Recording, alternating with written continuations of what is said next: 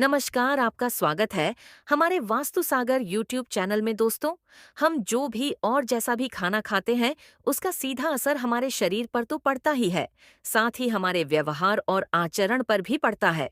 और हमारा व्यवहार और आचरण जैसा होता है उसी पर हमारे जीवन की सफलता या असफलता निर्भर होती है। दोस्तों, खाना कैसा होना चाहिए, कैसे खाना चाहिए और खाना खाते समय किन बातों का ध्यान रखना चाहिए, इसके बारे में हमारे शास्त्रों में बहुत ही डिटेल में बताया गया है। अच्छा और अच्छे तरीके से बना हुआ खाना हमेशा ही हमारे लिए फायदेमंद होता है।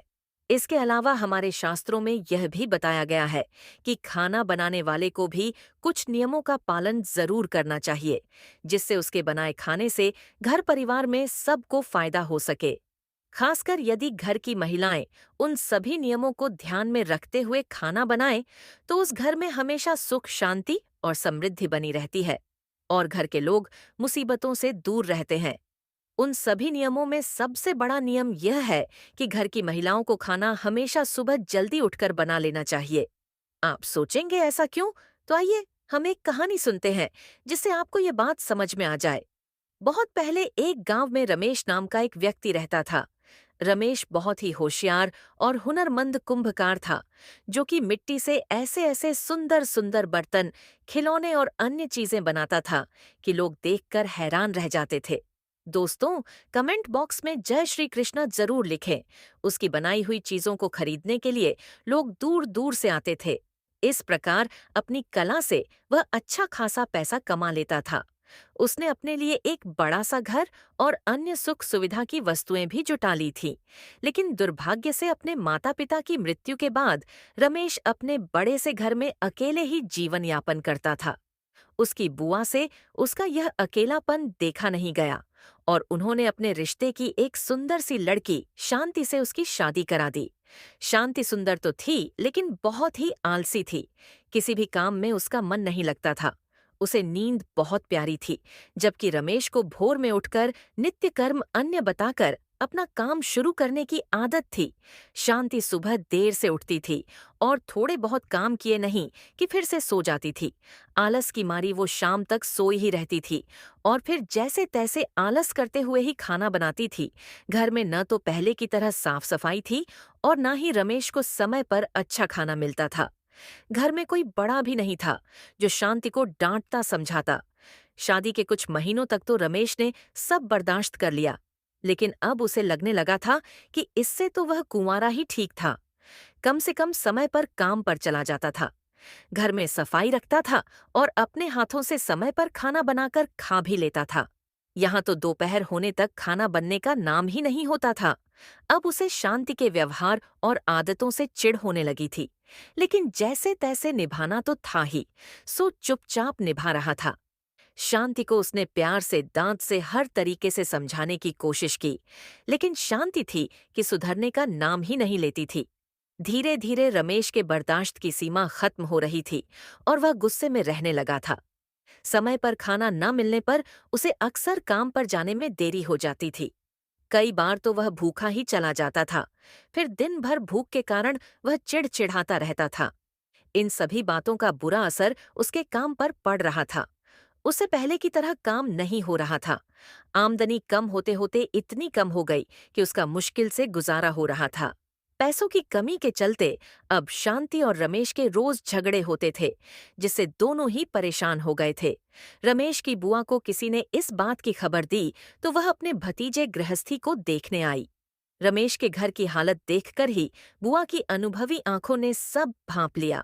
बुबा के सामने रमेश और शांति बहुत शर्मिंदा हो गए, क्योंकि पैसों की कमी से वे उनकी ढंग से आव भगत भी नहीं कर पा रहे थे।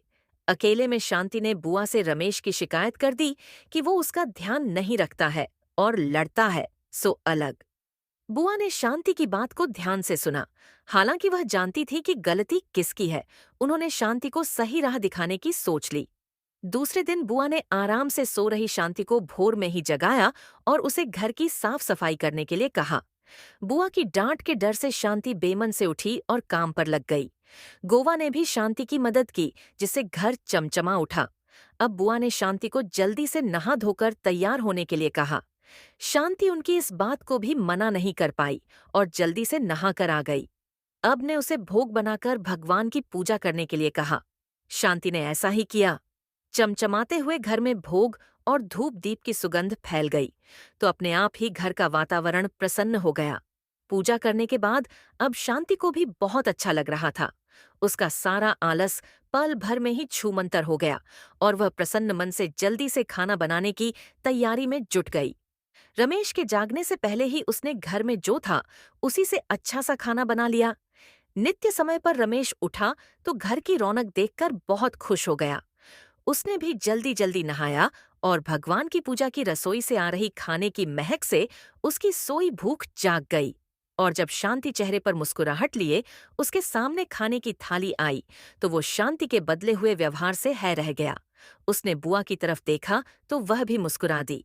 रमेश सब समझ गया। उसने बहुत तसल्ली से खाना खाया और शांति को बड़े ही प्यार से देखा। रमेश की नजरों में अपने लिए प्यार देखकर शांति को भी सब समझ में आ गया। उस दिन शादी के बाद पहली बार रमेश भरे पेट घर से निकला था। अच्छे खाने के से दिन भर उसका मन काम में लगा रहा, जिससे उस दिन उसकी अच्छी कमाई हुई और शाम को वह खुशी से घर लौटा। शांति को अब अपनी गलती का एहसास हो गया था। अब वह जैसा बुआ बताकर गई थी वैसा ही करती थी। सुबह जल्दी उठकर खाना बनाने से रमेश कभी भी काम पर भूखा नहीं गया। समय पर खाना खाने से उसका चिड़चिड़ापन दूर हो गया और वह पहले की तरह काम पर ध्यान देने लगा। उनके घर में फिर से सुख समृद्धि लौट आई। तो देखा आपने दोस्तों कि केवल सुबह जल्दी खाना बन जाए तो उससे कितना फायदा हो सकता है। इसीलिए दोस्तों कहा जाता है कि रसोई घर में ही परिवार का भाग्य तय होता है। एक स्त्री अपने घर को कैसे रखती है, इसी पर पूरे परिवार की किस्मत टिकी हुई होती है। अगर स्त्री देर से जागती है, देर से भोजन बनाती है, तो इसका नकारात्मक प्रभाव उस घर में रहने वाले लोगों पर पड़ता है। घर की जितना स्वच्छ और सुंदर खा जाता है, उतनी ही घर में खुशहाली बढ़ती है। इसीलिए महिलाओं को हमेशा अपने घर को स्वच्छ रखना चाहिए। भोजन हमेशा सुबह जल्दी बनाना चाहिए। देर से बनाए हुए भोजन पर अशुभ शक्तियां अपना हक जमा लेती है। शास्त्रों में साफ साफ कहा गया है कि देर से बने भोजन पर प्रेत तथा अन्य अशुभ शक्तियां अपना अधिकार कर लेती हैं और ऐसा भोजन करने से उस व्यक्ति की अधोगति होती है। घर में दरिद्रता आती है, घर में क्लेश होता है। इसीलिए कहा जाता है कि जितना जल्दी रसोई घर में भोजन बनता है, उतनी ही जल्दी घर की तरक्की होती है। साथ ही रसोई घर को हमेशा स्वच्छ रखना चाहिए। रसोई घर में कभी झूठे बर्तन नहीं रखने चाहिए। रात्रि में रसोई घर में झूठे बर्तन होते हैं तो उस घर में नकारात्मक शक्तियों का वास होने लगता है। दोस्तों आपको हमारी वीडियो कैसी लगी? कमेंट बॉक्स में जरूर बताएं।